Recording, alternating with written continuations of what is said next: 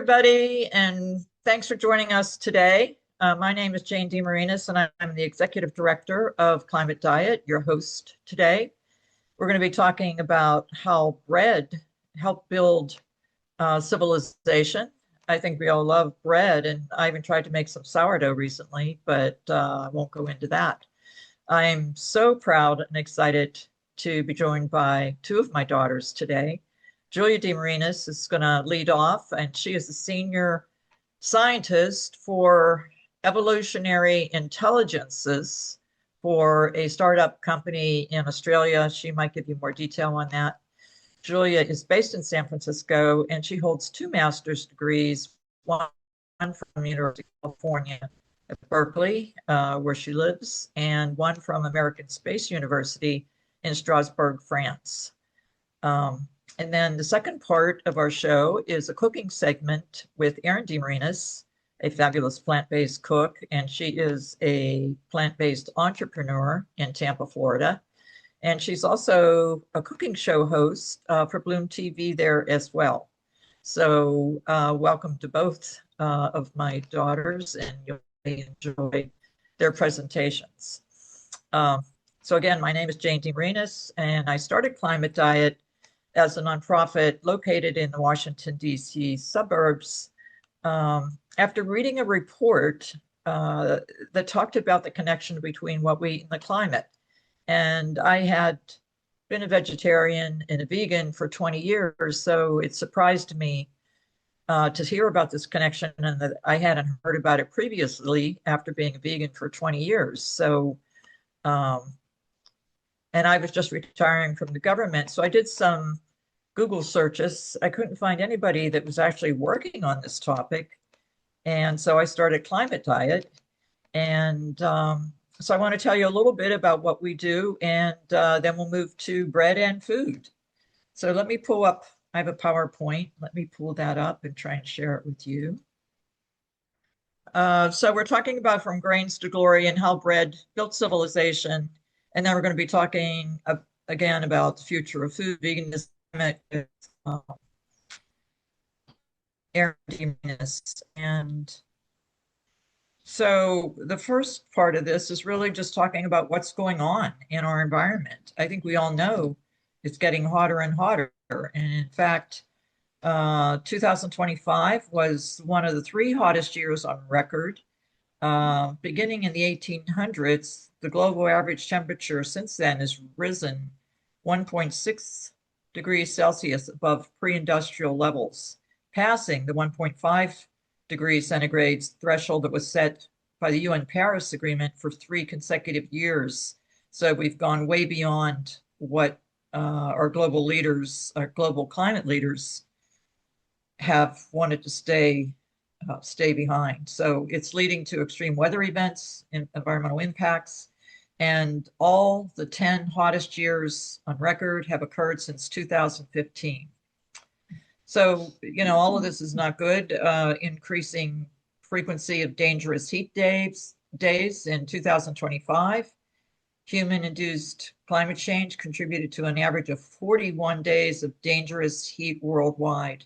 And in fact, people died in some large cities, in India, in other cities where perhaps it's not as easy to get an air, own an air. It's absolutely dangerous for everybody. And ocean heat wasn't exempt. It also set a record in 2025. Oceans absorb 90% of the excess heat from greenhouse gas warming, and more heat in 2025 than any prior year measured.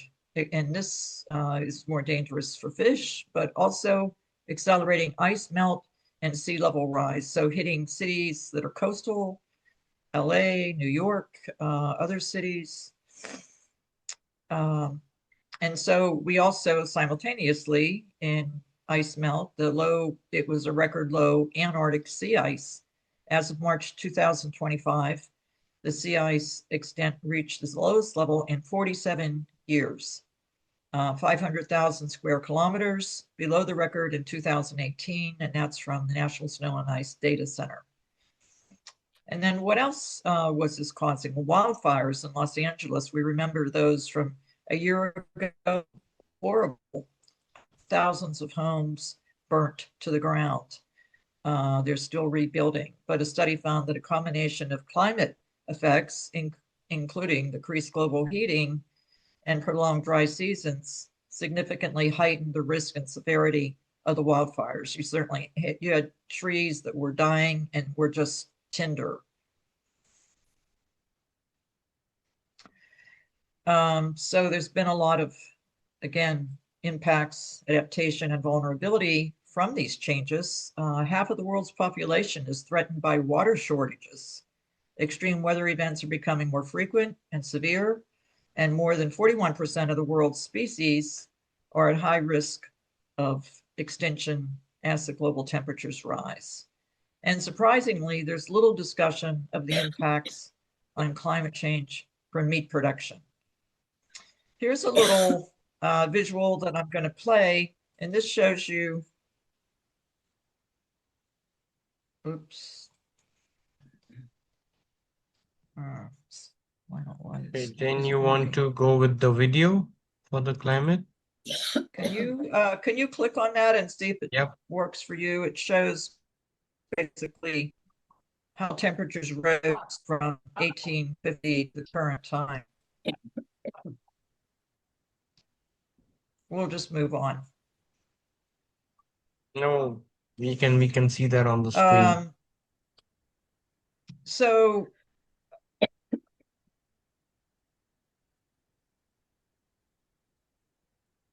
are you showing the Yep, we are visual showing with the visual with the how the temperature has been rising from 1815 to 2024. 18? Yeah. Okay.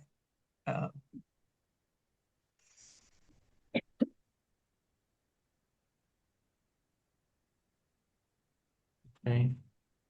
Just let me know when it's finished because I can't see what's on your screen. I've played it for the second time, but yeah, I think we all can see it, how the temperature has been from 18. Okay, yep, we are on the next slide now. Okay. You can, Okay. So this is about eating meat and just showing the massive amounts of meat. And the United States is the biggest meat eating country per capita of any nation in the world. 900,000 cows are being eaten. This is all in a single day of being slaughtered. 1.4 million goats, 1.7 million sheep, 3.8 million pigs, 11.8 million ducks, 202 million chickens, and hundreds of fish. They're slaughtered every single day. There are many different ways to look at this. One is there's a lot of cruelty in killing all these animals, but another is what is it doing to the environment in eating these.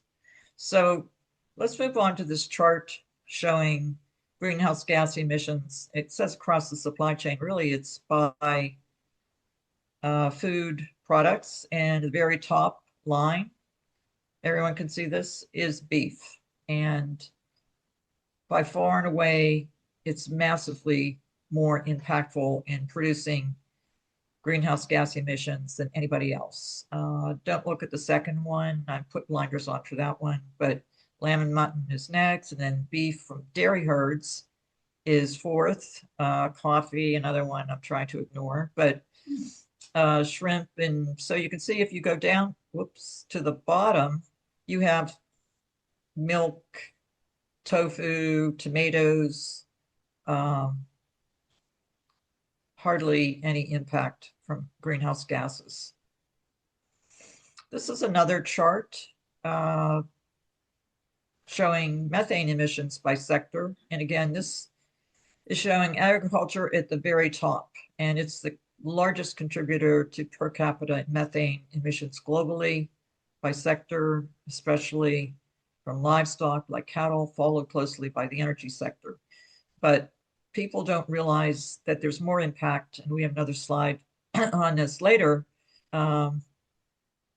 just showing the impact of animal agriculture. So moving to the next slide, and this gets into this a little in more detail, and these are studies from the UN Climate Program. Meat production accounts for more global greenhouse gas emissions than any other food source, and that's from the UN report on climate change. Animal agriculture also isn't very efficient. It takes 80% of all agricultural land in the world, yet it's only producing 20% of the calories needed to feed our world. It's very inefficient, and it's not sustainable. And animal agriculture is producing 53% of all greenhouse gas emissions. So that number includes raising livestock, growing the food for them, their transportation to get their products to market, or the animals to the slaughterhouses and then to the market, and then the missed opportunity to reduce carbon loss from deforestation. That data comes from a climate scientist, Gerard Bishop. I've read his reports, and many people also recognize him. He's from Australia at the World Preservation Foundation, and that's from 2024. We've had him in our podcast. So he's not the only one talking about this issue. Albert Einstein had something to say about this. He says nothing will benefit human health and increase the chances for survival of life on Earth as much as the evolution toward a more plant-based diet. I didn't know he was a vegetarian, but it sounds, or a vegan, it sounds like he definitely was, or at least respected what they did. So the next slide talks about obesity, and I'm not going to dwell on this, but there's a huge problem in our country. More than half the people globally are overweight. People that eat a more plant-based diet have a better opportunity to shed some of that weight and be healthier. So the next slide, talking about the oceans, and we referenced this before, but there's a huge impact on the warming of the oceans, and that is that we're losing many fish and marine animals. More than 1,550 of the nearly 18,000 different marine animals and plants recently assessed by the International Union for Conservation of Nature are currently at risk of extinction. So not good for people, and not good for our oceans. So what are some of the ways, this is my next slide, that we try to just make these things, make people aware of them? We're not the only group, but it is our focus, and we reach out through many different ways, and we're reaching approximately 500,000 people a year through our website, through our newsletters. We have two, through webinars like this one, and festivals in parks and community events. We have a program called Power of Food with schools in Montgomery County, and we've also worked with some schools in the District of Columbia. We had two interns from Basis High School in the District of Columbia. They were producing cooking videos for us, plant-based cooking videos every week. They were so reliable. And one of those girls is now at Berkeley as a freshman, and we invited her to be on our board of directors and get Gen Z input to what we do and to make sure we're trying to reach everybody. I do reference some videos if people want to, documentaries that are videos that people might want to watch. Game Changers is one. And this is athletes who have gone vegan, because some people think, oh, I won't have enough energy, I'm just eating plants. So that's definitely not true. There's another one called Forks Over Knives, and that explains plant nutrition. There's another one called What the Health, and then two very early ones that I watched, Cowspiracy, and I've watched these others, of course, too, but Cowspiracy and Seaspiracy, they're just really alarming, evocative, and tell you the story. I recommend those to anybody who might be new to this topic. They're on Netflix, I think, available on Netflix. We have a newsletter. I mentioned we have two. One is called Food is Climate, and that is stealing the name from a book of the same name that was being passed out at COP22, or yeah, COP22 in Glasgow. And the author of that book is Glenn Mercer, and he worked with us for a while. He's definitely a friend. He has a new book out, and I'm forgetting the name of that book. But he's also working, he's been a Hollywood film producer, and he has a new film coming out with a partner. So our other newsletter is every Friday, although we sometimes change it to every Monday, is a newsletter with recipes, and people seem to like this one the best because it kind of gives them something to cook. And it also gives the greenhouse gas emissions. We also try to advocate for policy change where we see, this emphasis on meat, and maybe there should be an emphasis on more plant-based foods. So we join in with other groups in writing comment letters to USDA and support, try to get studies out there that talk about these topics and put out press releases. We have some of our own data. We just did a survey of 1,000 consumers using SurveyMonkey, so they're disinterested people that just sign up, I guess, to do surveys. But it showed about 30% of people are either becoming vegan or are vegan or want to become vegan or vegetarian. So that's quite an increase. In the past, the percent of vegans and vegetarians was maybe 8%. So, well, that also shows people just saying they're going to do it. It does show a definite trend, and there's definitely more articles about plant-based and climate. The Washington Post food section just this week had an article on the connection with climate. So I was thrilled to see that. We mentioned the webinars like today. This is next slide is our food newsletter, Food is Climate newsletter. And here we have Burger King talking about selling this from Germany, selling plant-based meals cheaper than meat. So that's also kind of a switch. And many people think plant-based food is more expensive. And Burger King says, well, for them, it's not. And my own cooking as a vegan, I mean, many of the products are just so inexpensive. Lentils and beans and tofu, a bag of lentils is like $1.19. So, and beans are maybe $1 a can. So really, it's economical to be a vegan, or can be. This is our newsletter. We put out once a week with a recipe, and you can see how many greenhouse gas emissions are saved by eating vegan. This is pasta primavera, yum. So we put those out every Friday. If you sign up to subscribe to our newsletters, you'll get that if you want it. So in the next slide is a nice comparison on carbon footprinting for your diet choices, and we'll just go through this quickly. You can see on the left-hand side is people that eat the most meat at 3.3 tons of carbon. I don't know, carbon dioxide, basically. And then at the low end, you have 1.5, 1.7 for vegans and vegetarians. So it's just clear that vegans and vegetarians are definitely have a much lower carbon footprint than meat eaters. So thank you, all you vegans.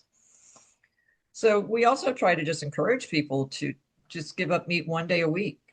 Some people just can't see themselves doing it, but one day a week isn't too much to ask. And there's still a huge impact from giving up meat just one day a week. If everybody in the country did that for one day, this would eliminate 9 million tons of carbon per day if the country did it just for a month, or if they did it for the year, 144 million tons of carbon reduction.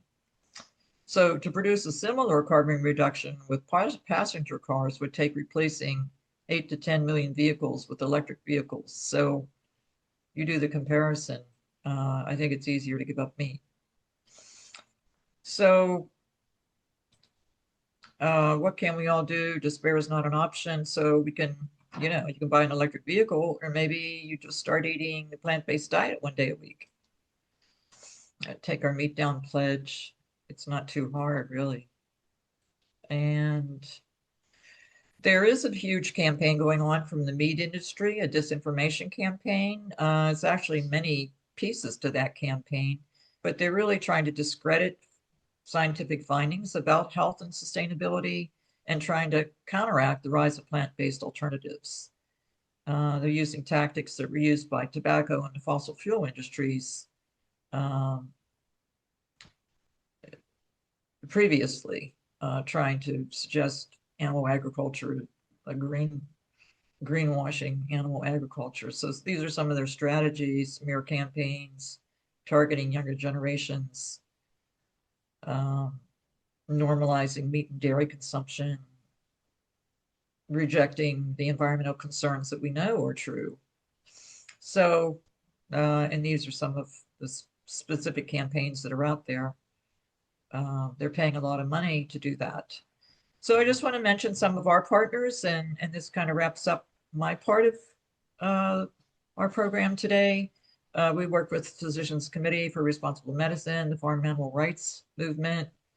We have Eat Fit Foods over here, but that is the Good Mood Foods, Erin Marinis' organization. Montgomery County has a food council, and we've worked with them. Bethesda Green, Climate Healers out of Arizona. Dr. Salish Rayo runs that group, very excellent group that does excellent work. So just want to thank you for your attention. If you want to click on our website and sign up for anything, there's a lot of resources there, recipes, our podcasts. Yeah, let us know. And thank you for your attention. And let's turn it over to Julia.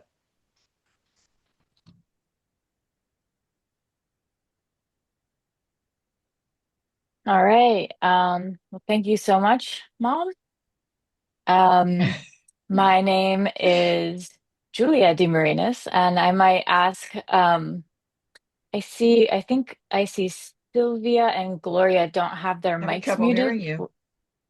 Oh, can you guys hear me okay? Okay. No, We can hear you. Um, no. all right. I'm gonna go ahead and share my screen.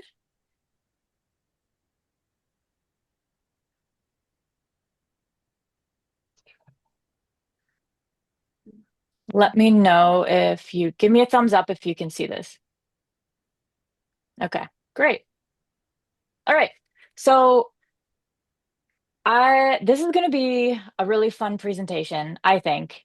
It's kind of all over the place, but my background is in astronomy, astrobiology, planetary science, and I was recently hired by the Decentralized Human Architecture Foundation, which is a startup in Australia, to use a life detection technique called assembly theory to look for signatures to help determine. We use it in astrobiology to help determine if we're looking at um, chemistry or molecules that come from life versus not life. And this is a big problem in astrobiology because a lot of molecules, like the oxygen plants make, the CO2 we breathe out, methane that methanogens make that come from um, life, are also made by non-living processes. And um, so to be able to one day say, yes, we found aliens, we have to be able to prove it. So assembly theory is one tool to do that. And one of my projects to use assembly theory to go from its intended domain of chemistry, we're trying to apply it to online information for to promote human agency and transparency with our online transactions, basically. So if you're lost, I don't blame you.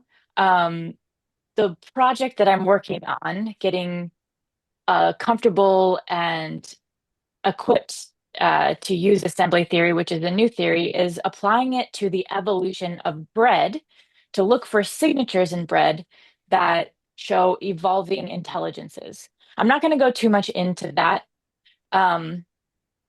because it's just going to take too much time. But in my research, I've been working on learning a lot about bread. I wasn't a bread expert. In fact, I was mostly thought I had a gluten intolerance for about 10 years. So this is all new to me and super fun, and I'm really excited to share it with you. So let me make sure I can click to the next slide here. Okay, so what is bread? If you're going to study something, you should be able to define it.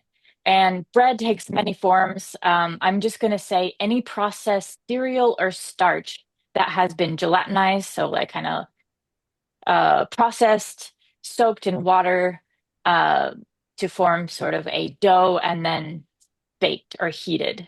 That's how I'm defining bread. As we know that there are tons of different breads around the world, different morphologies. Not all of them are made from modern bread wheat that we, are so familiar with. We have breads made from all sorts of things. I would call a tortilla a bread. I would call injera, which is made from teff, bread. And so we're going to kind of go into the long journey of how we got to bread. So in order to make bread, you need, that's a joke, you need ingredients.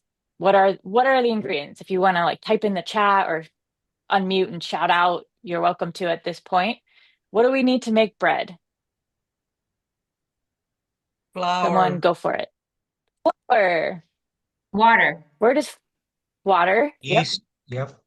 Yeast. Yeah, salt if you're fancy. I see there's some things in the chat. Let me see if I can get those up. An oven. Oh my gosh. You all are amazing. All right. Yes, you need tools such as something to mill, crush your grains, fire, heat. Someone said oven. And you need a recipe or to share human knowledge. And we call this sort of like human, like ratcheting knowledge. You have to be able to communicate. I figured out how to make something. I'm going to share that. So you have to be, more modern times we write down our recipes, but think of how many recipes and knowledge was lost before we had written communication. So what you really need is life and time.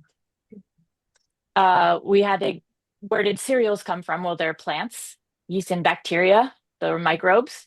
And you need an intelligent, dexterous entity capable of future planning and communication.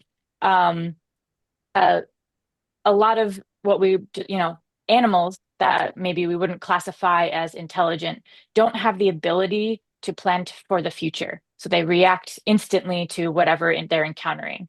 You have to have communication.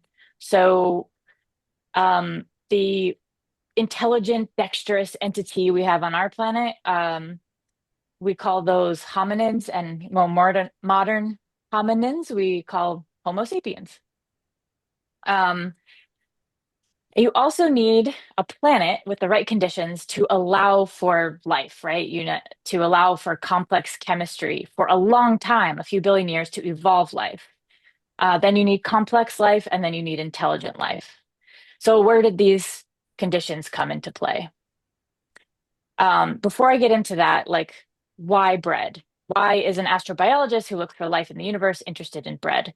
Well, bread represents a very human artifact that requires culture, tool use, all these things we just talked about, the passing down of knowledge, chemistry.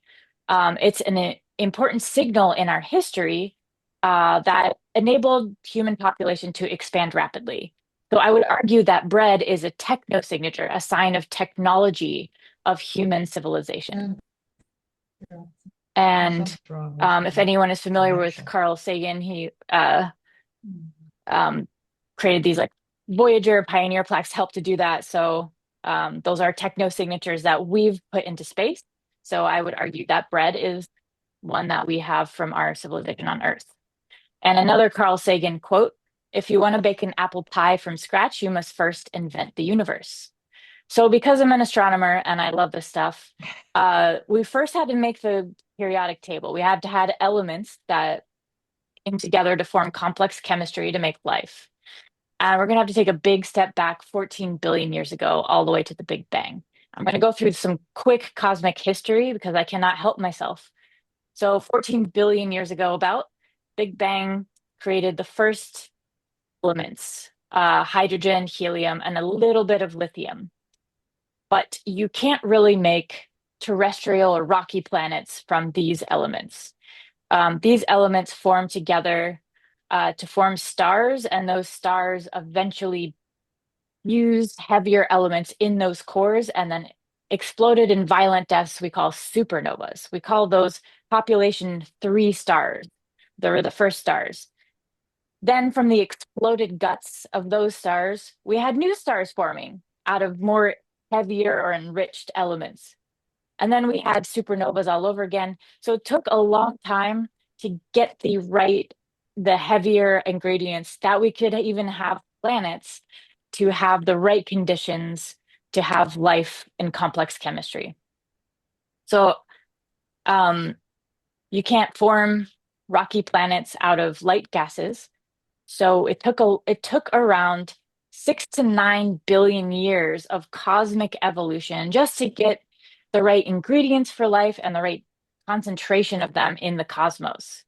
So in case you're ever having a bad day, remember you, in fact, are made of star stuff. And it took a long, long time for just the right conditions to even be able to have the ingredients for life. So just remember that. So once we had planets and complex chemistry and life, we had to have humans. And in my research, I've been making this timeline of all of the causal history of where bread came from. I followed a lot of lineages of climate, human evolution, tool evolution, population, any sort of bottlenecks, farming, art, agriculture, things like that.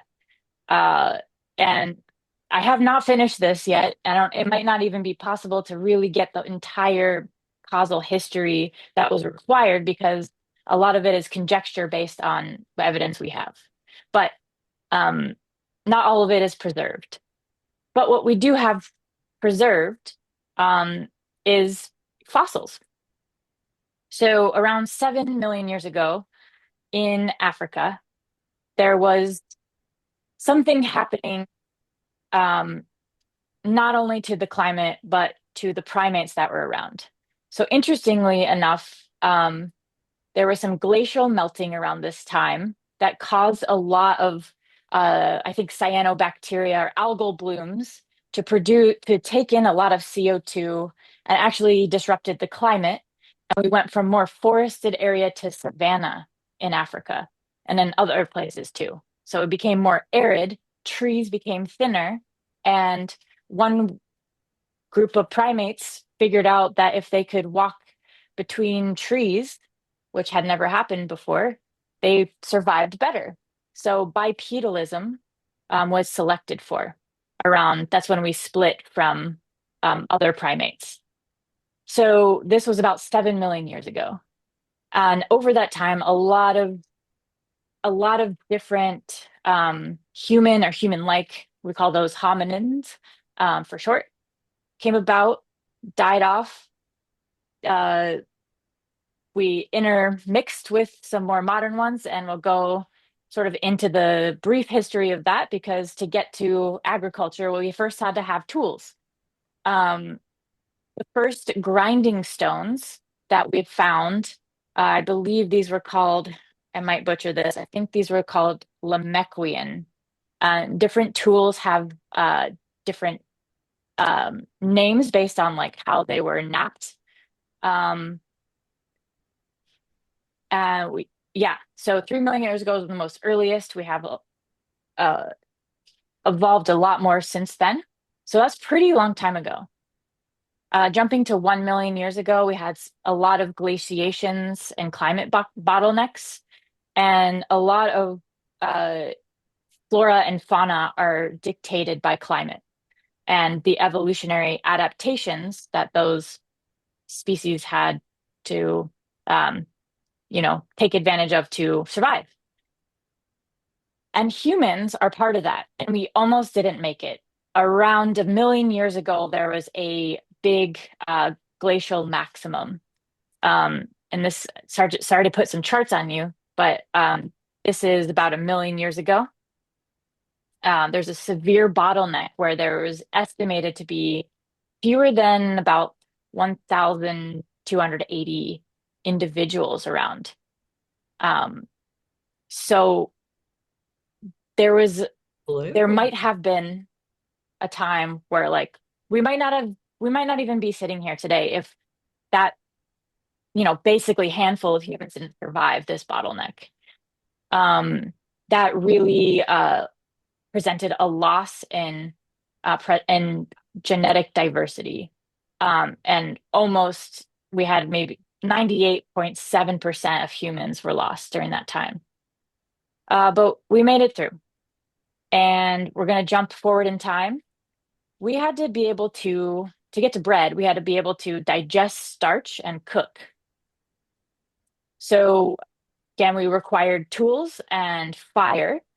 Fire, there's evidence maybe around a little before 1 million years ago, but it became culturally widespread. We call this, I forgot the term actually. I'm going to keep talking because I am sleepy. So widespread cultural fire use about 400,000 years ago. So this was a cultural spreading of knowledge. So tools continued to evolve, and our genetics evolved.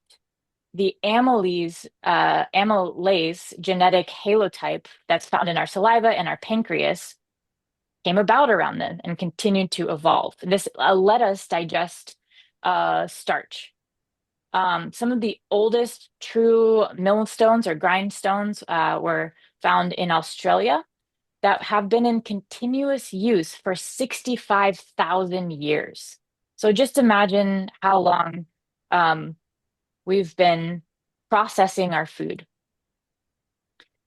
So around 70,000 years ago, the first sort of perhaps cooked bread-like food was discovered. Where was this? I think this was somewhere, I'm forgetting. This is probably in Europe somewhere. And it was linked with some Neanderthal fossils.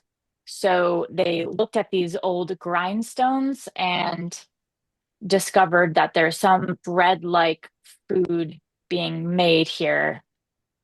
And we already talked about the grindstones that were found in Australia. So there was probably similar processing happening there. And for reference, this is where those were found. Oops.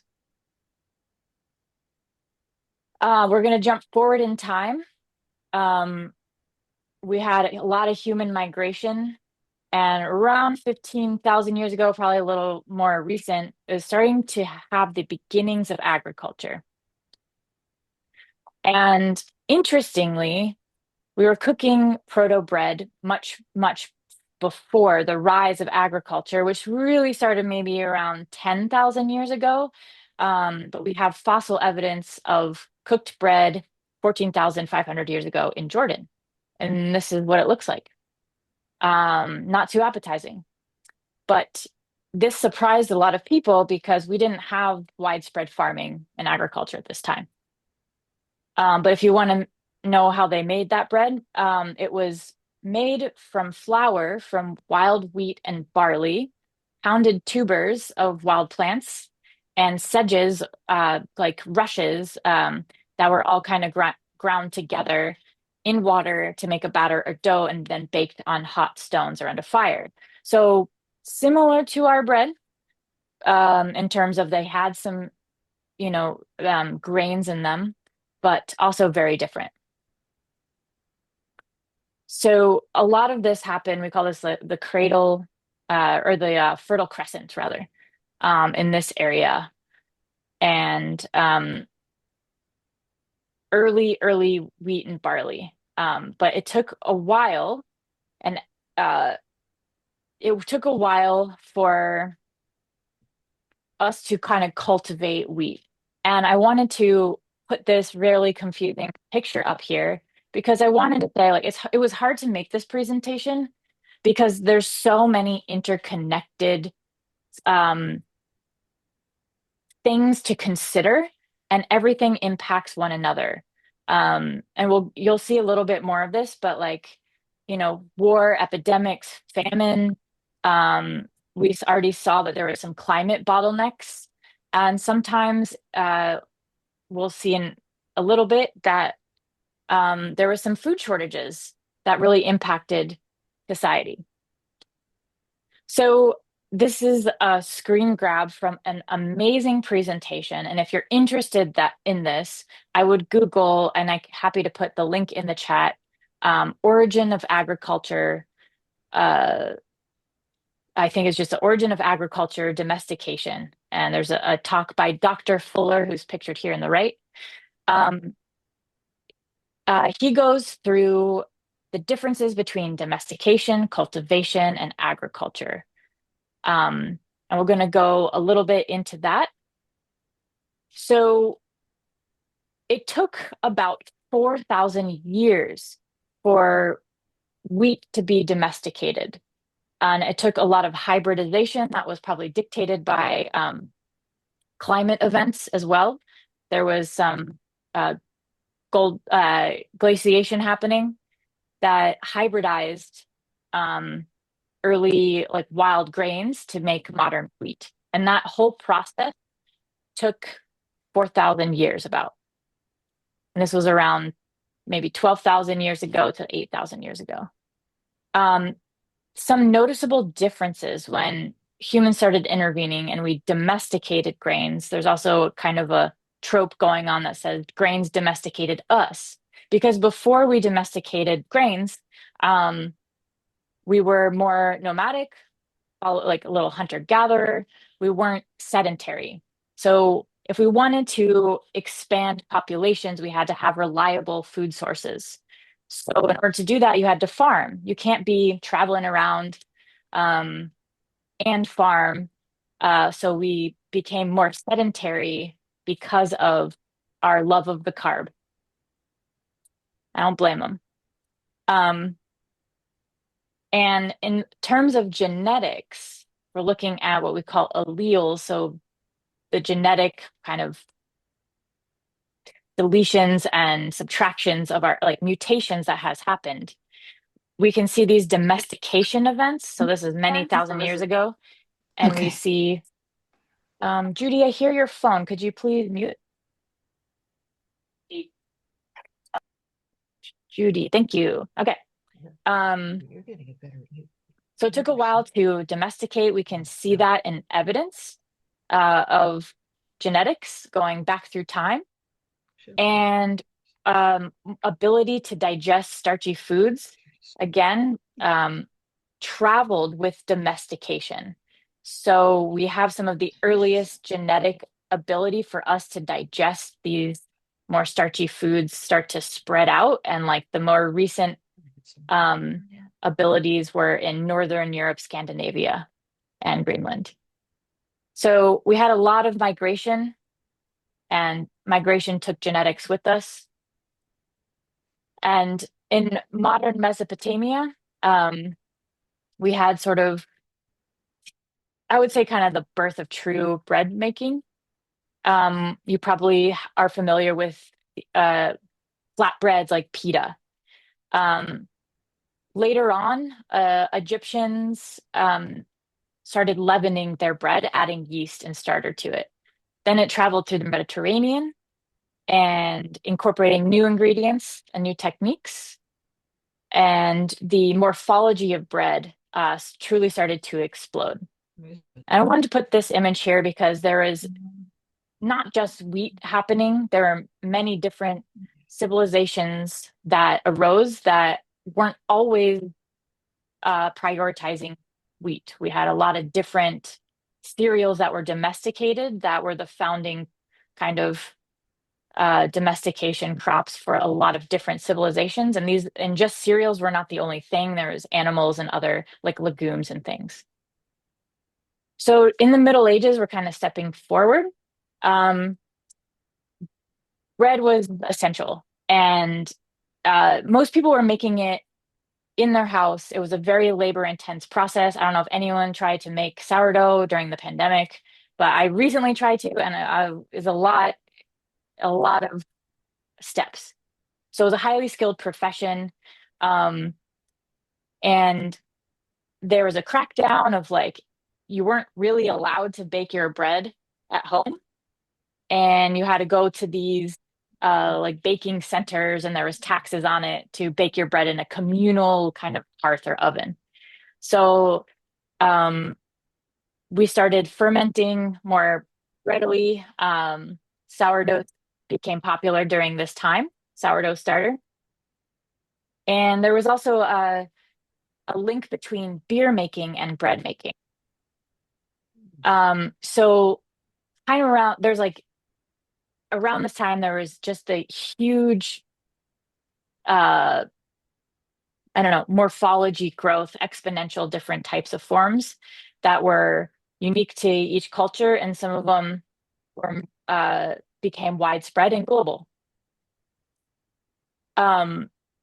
Then around 1500, there was a miniature ice age called the Little Ice Age due to a lot of volcanic eruptions that truly cut down on the ability for humans to cultivate wheat. There was like bread wars.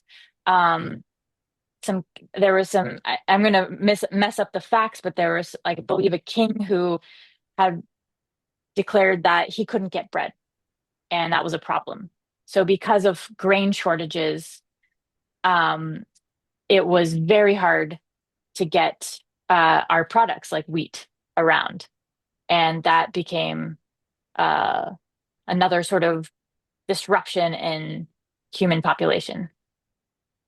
It was linked also with the Black Plague, and a lot of revolutions happened around then and wars because people were hungry. Then in the 1800s, jumping forward in time, we population increased again, and we became more efficient in the development of technologies, which included steam-powered mills and baking machines. And I'll wrap this up in just a few minutes. I have a few more slides. But these kind of more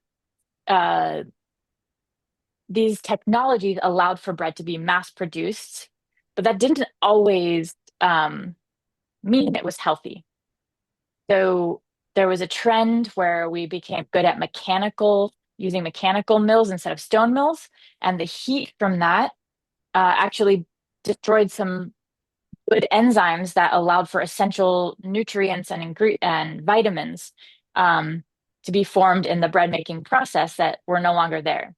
So more modern breads had some of these essential ingredients extracted that we now add in. So you might see your bread, your shelf-stable bread, have all of these additives are enriched, and that's because modern practices have stripped some of those essential nutrients out that we need to survive. So bread actually has become less healthy in the mass production of it. So brings us to the next question.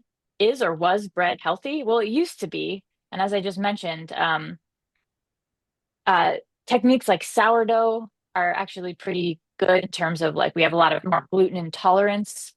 And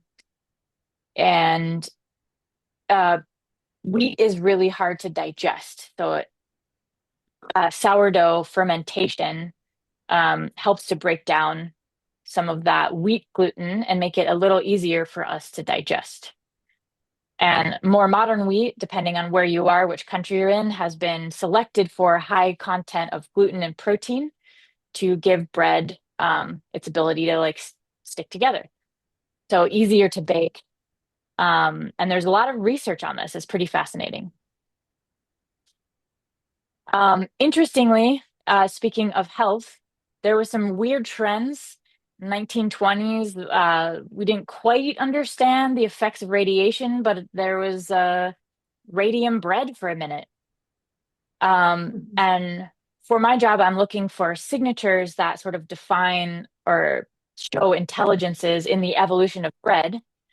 And in the 1950s, we started testing nuclear bombs. So speaking of radiation, if we're looking at bread over time as an artifact, we would see that there is an increase of the radioactive isotope of carbon-14 in our anything that has carbon. So this is looking at the figure on the left is looking at barley grains since the 1850s to modern times.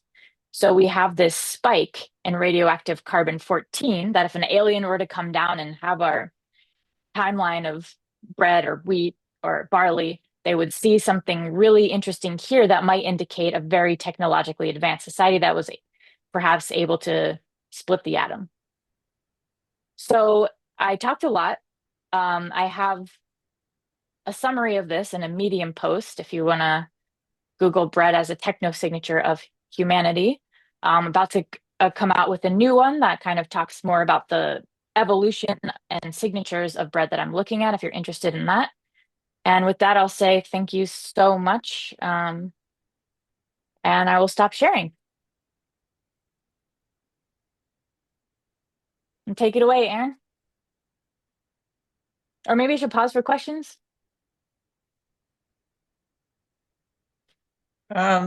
If you want to take some questions, Erin, I think it's up to you. Do you want to let us take questions for Julia for 5 minutes? Or we can put the If anyone questions has in a the question, chat. yeah, feel free to put them in the chat, or we can maybe chat after Erin's spiel. Okay. Hi, everybody. I'm Erin Marinis, and my company is The Good Mood Foods, but I am also a plant-based chef. I wanted to make something today really quick because I know we're running out of time from my mom's cookbook, Power of Your Plate. And I picked Pamela Anderson's recipe for a bootable. And why did I pick that? First of all, it's easy, and none of us have probably a lot of time to make complicated recipes that are healthy and quick that we can get on the table, whether we're cooking for ourselves or for a family or making something for lunch. This is an easy way to get a bunch of nutrients in and do it very quickly. And usually you'll have a lot of these ingredients at home that you can use in other dishes, which is why I like it. And it's really high in protein, which of course everybody always asks us, where do vegans get their protein? So I started out with some kale, and kale is one of those vegetables that you want to use a little oil, and I use this avocado oil to spray on it and just massage it for 30 seconds to soften it up a little bit. And then I also decided to add some spinach because, of course, high in protein, very good for you, nutrient dense. And then part of the recipe for the dressing calls for lemon juice. So if you're following along and you have this cookbook and you're looking up the bootable, I always suggest squeezing the lemon right onto your greens because that helps you absorb the iron, very important nutrient. So that's part of your dressing, but it also serves a nutrient purpose. So you just squeeze the lemon right on your greens. And you can make this ahead of time too. And then the next thing we're going to add is the quinoa, which of course I made ahead of time. And if anybody has ever cooked quinoa before, it's so simple. You're using quinoa and water. So I did 1/3 quinoa, 2/3 cup water, 15 minutes on the stove, and that's it. Refrigerate it, and you can spoon it on anything you want. For this recipe, we're putting it in the bootable, but you can use it in your salads or even your pasta, whatever you want. It adds protein, right? It adds a huge amount of fiber, and it also contains all 9 essential amino acids. And it is also gluten-free if you're interested. So we've got kale, spinach, quinoa, and then also some broccoli. Now, broccoli is another thing. You can just do it raw if you want on your Buddha bowl, or you can lightly steam it. And I just steamed it for a minute in the microwave. So that's going on next. And then let's go to, oh, and broccoli, by the way, is also very high in protein, 2.5 grams of fiber. Actually, broccoli actually has more protein per calorie than steak. So you want to get healthy and want to know where vegans get their protein, they are probably eating a lot of broccoli. And it's also very high in antioxidants, vitamin C, and vitamin K. And then, of course, let's add some shredded carrots. They boost immunity. And you can buy carrots now, organic carrots already shredded, so that would make your time for meal prepping uh, a lot more quickly if you are busy working and trying to get your food on the table for the family or packing a lunch for your next day at work. And then purple potato. Purple potato is 4 grams of protein, lots of fiber, also rich in potassium. I put a potato in the microwave and cook it for 2 minutes. Keep it in the refrigerator. That gets rid of the resistant starch, and then chop it up and throw it in your Buddha bowl. And then I added a little tofu for this recipe because tofu is very high in nutrients, high in protein, low in calories, rich in minerals, and contains a lot of healthy fats. So I had just grilled some tofu in this new way that I tried in a waffle iron, which makes it really quick. And then the last thing is avocado. Now, avocado always has healthy fats. It makes your Buddha bowl a little creamier, and it also helps maintain healthy cholesterol levels. And who doesn't love avocado, right? So once that's all assembled, and that was, I mean, how long did that take me? 5 minutes. Then the only thing really left you're doing is adding a little dressing. You can add a little sea salt. So my favorite secret is squeezable tahini. And that's all it is ground sesame. So you are getting so many nutrients in tahini and healthy fats. And again, also rich in vitamins and minerals. And guess what? 8 grams of protein. So there's your protein boost for people who are still questioning how we get the protein. And in this Buddha bowl, you are getting almost 30 grams of protein. That is really big for a meal. And guess what? No meat was used, right? No turkey, eggs, chicken, fish, nothing. Steak, all plant-based, all easy, all things that you can use in other recipes. You're going to squeeze your tahini on there, mix it all together, and then you've got a great nutrient-dense, high-protein, plant-based meal that you can keep in your refrigerator, serve it warm, serve it cold, and it's that simple. So eating plant-based doesn't have to be so mysterious and hard, and you have to go out and buy a bunch of different ingredients. And if you don't like tofu, which some people don't, then use chickpeas or use some lentils or beans, anything. Or add some nuts and seeds. Hemp hearts are really nutrient dense. Walnuts are great too, high in omega-3s. And you have yourself a delicious meal that you can serve to your family, or again, bring it for your lunch the next day, or enjoy it yourself. Thank you so much for joining me in this little segment of cooking. The Buddha Bowl is my favorite. And if you haven't gotten the cookbook, you should get it. You can get it on Amazon. The Power of Your Plate. And that was Pamela Anderson's recipe. Here's the book. And if you're interested in anything like my products or anything, you can also go onto our website, thegoodmoodfoods.com. And on Instagram, The Good Mood Foods. And if anybody has any questions about this particular recipe or any nutritional questions, please leave them in the chat or reach out to me at Erin at thegoodmoodfoods.com. Thank you so much for having me.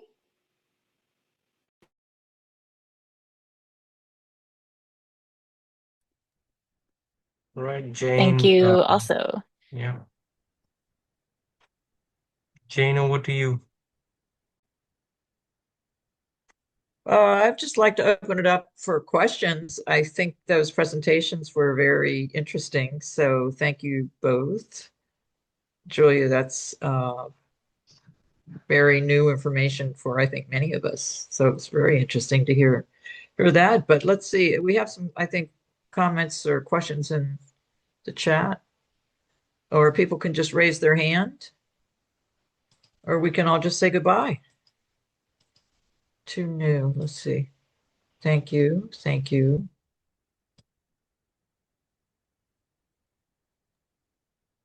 I have a comment.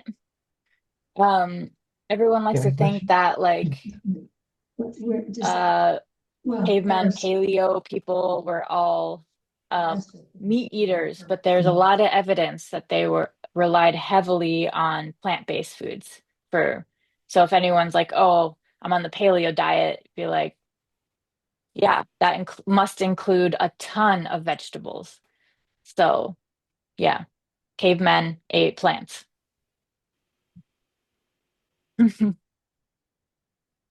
awesome.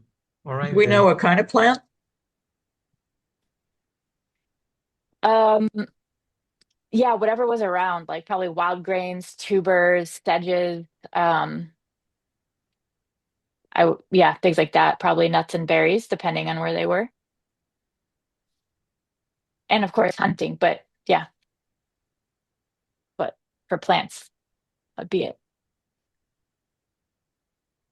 Any other questions or comments? And we should thank Mac Malhotra, who has been managing all us techno not so good people. Not, I'm talking about myself here, not my daughters. So Mac, thank you so much. Um, Thank you guys. And I think we almost got 50 people who registered. So we'll get this recorded and put it up on Climate Healers YouTube channel, and we'll share the recording with all the people who registered. And then we all see you on the next webinar. Thank you so much. You have been a great well, audience. thanks everybody for being here. Thank you guys. Take care. Have a great day. Bye, Bye-bye. everybody.